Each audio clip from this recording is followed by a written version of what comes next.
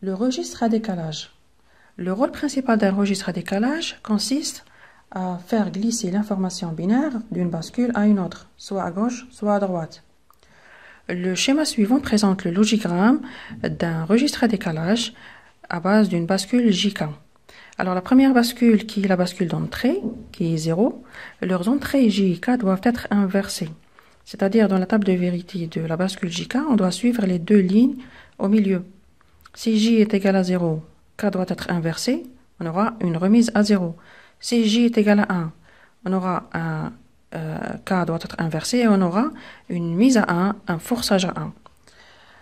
Les autres entrées des autres bascules, J et K, doivent être branchées aux sorties précédentes. J doit être branché à Q et K doit être inversé à la sortie inversée, c'est Q bar. Les horloges de toutes les bascules sont synchrones, c'est-à-dire elles sont toutes branchées à la même source d'horloge et elles fonctionnent au même front d'horloge. Parmi les exemples d'utilisation d'un registre à décalage, c'est qu'on l'utilise dans la multiplication et dans la division par des puissances de 2. Alors pour la multiplication, il suffit de faire un décalage à gauche. Comme exemple, par exemple, si on multiplie 3 par 2, on va trouver 6.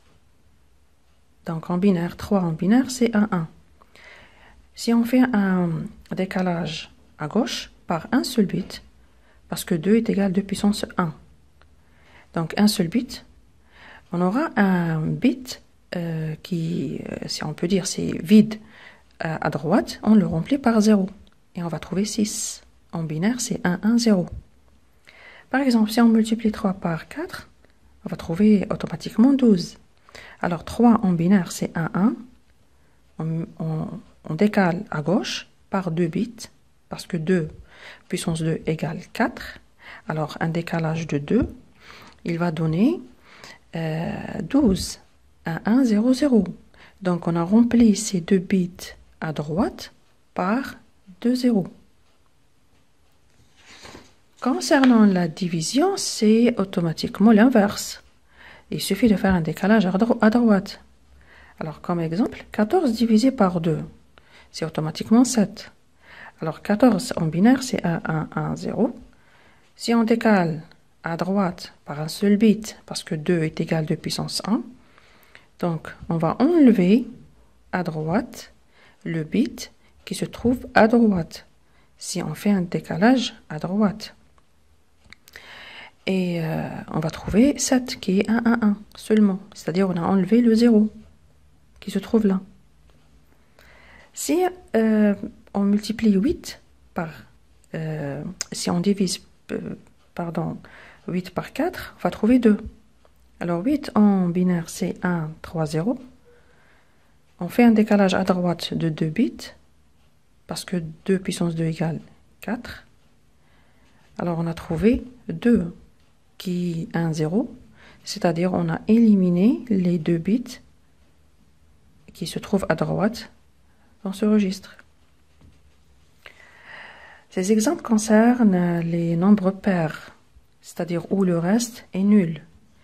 Mais si on a des nombres impairs où le reste n'est pas nul, par exemple si on divise 13 par 4, on aura 3 plus 1.